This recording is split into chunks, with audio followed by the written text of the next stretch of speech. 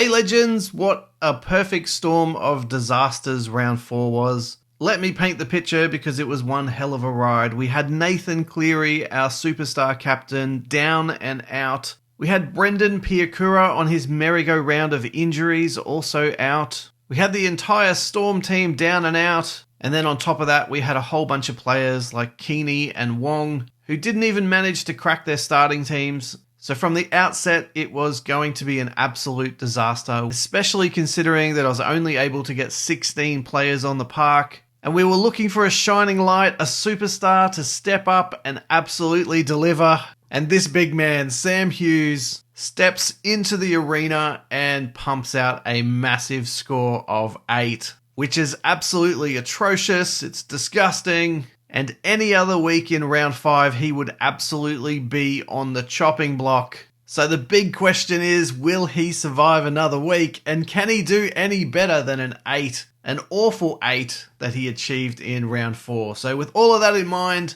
let's get into it. Alrighty, so here's our numbers. It's an absolute poop show this week. We've got only 16 men that took the park, and we were down an incredible 6,378 spots, which is not the direction we want to be going. We want to be heading upwards. So unfortunately, it is what it is.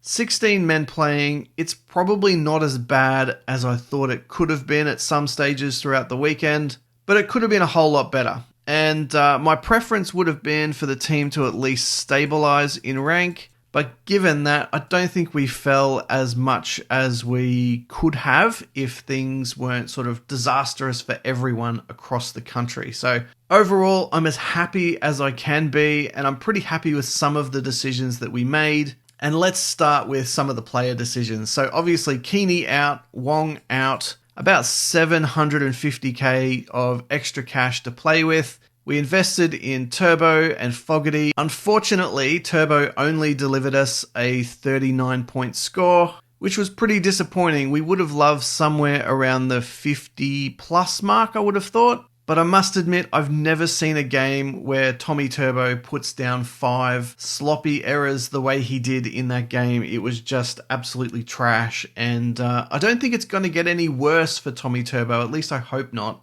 But I am kind of lamenting the fact that I didn't go with a Kalen Ponga. Obviously, he delivered a great result last weekend, and his run of games over the next few weeks looks outstanding, and I'm a little bit worried about Tommy Turbo up against the Panthers. So that's a little bit of a lesson learned there from my point of view.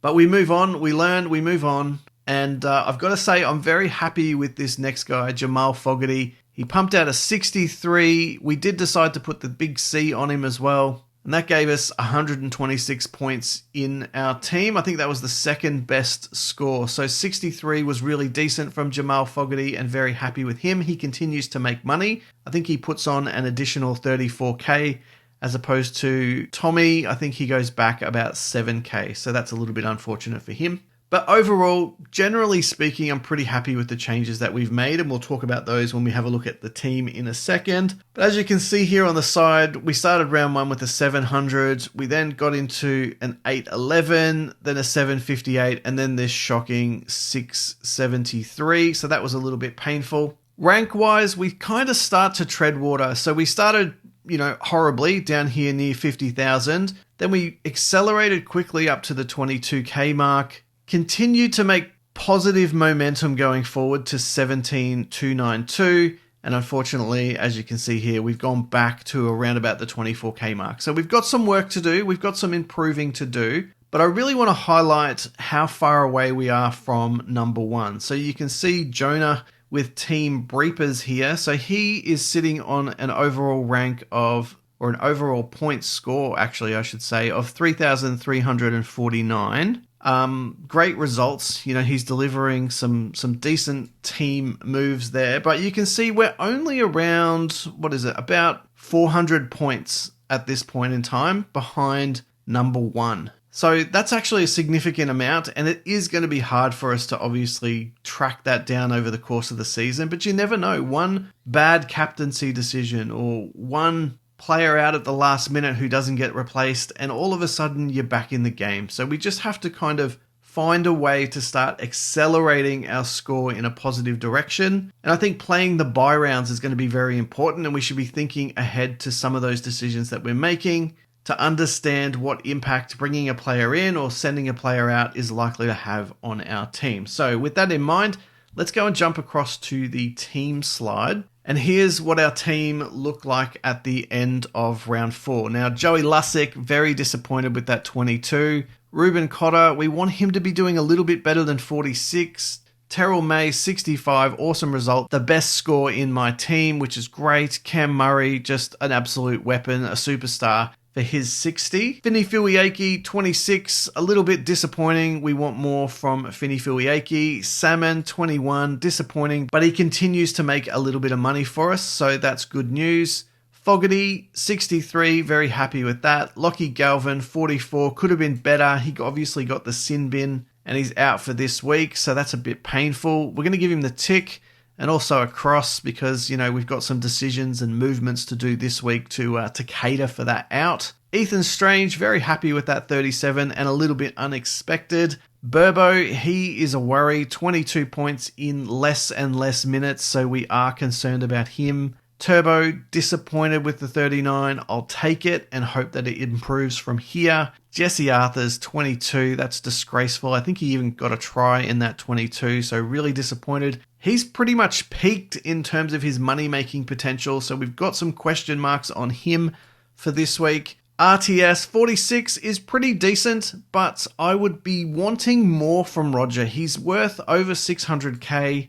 And his performance at fullback for the Warriors on the weekend was amazing, so I'm very disappointed he only got 46 points. And we'd be hoping for more in the next few weeks, that's for sure. But 46, he does give us the wing fullback center flexibility, which I like, and at some stage maybe we can get in a Ponga and move RTS into center.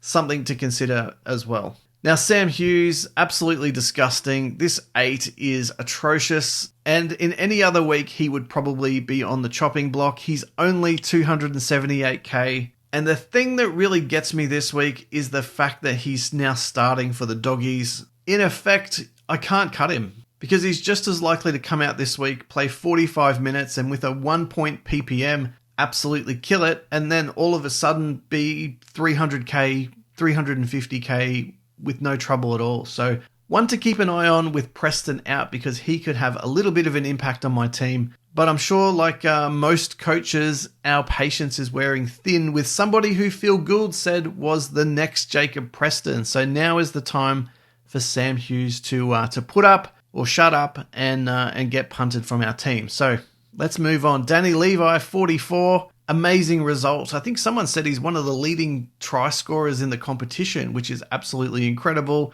So Danny Levi will continue to survive in our team and make money. He's on the way up, which is fantastic.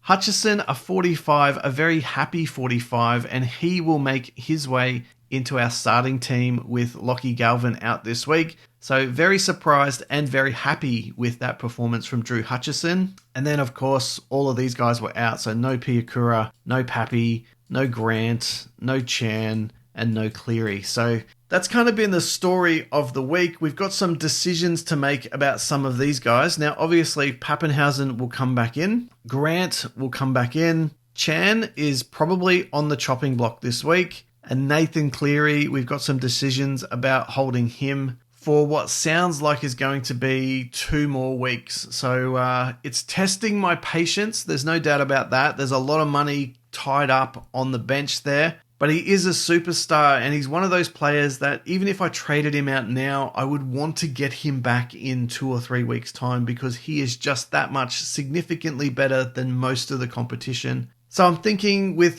Fogarty performing, with Drew Hutchison going okay, and with Lockie Galvin on the up and up, we could probably cover that gap. Having said that, can Drew Hutchison, now with Lockie Galvin out, deliver a performance around the same as that 45-point result from round 4? So it's a little bit of a gamble, that's for sure, but something we definitely need to consider. Now, Piakura is another one. I don't want to sell Piakura simply because the moment he's announced back in the team, he's an 80-minute edge back rower who costs 361k. So he's a player I think most of us are going to want in our teams, and I just don't think it's worth burning the trade to punt him out and then bring him back in. So there you go. Look, we've got some thinking to do. The team isn't where it needs to be. I've got 84,000 cash in the bank, and the squad value is just under that $11 million mark. I reckon the play this week might be to take out Chan and replace him with a Blaze to Luggy,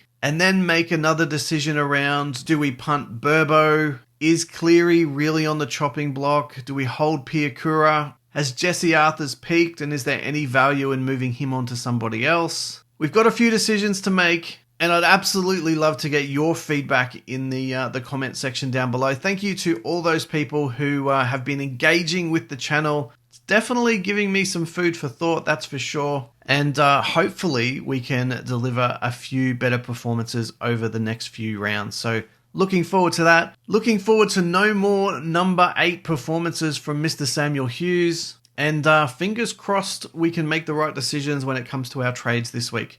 Anyway, guys, look, if you've liked the video, you know what to do. Smash that like button for me. If you're new to the channel, don't forget to subscribe. And as always, guys, get involved in the conversation via the comment section down below. And I'll see you all in the next video.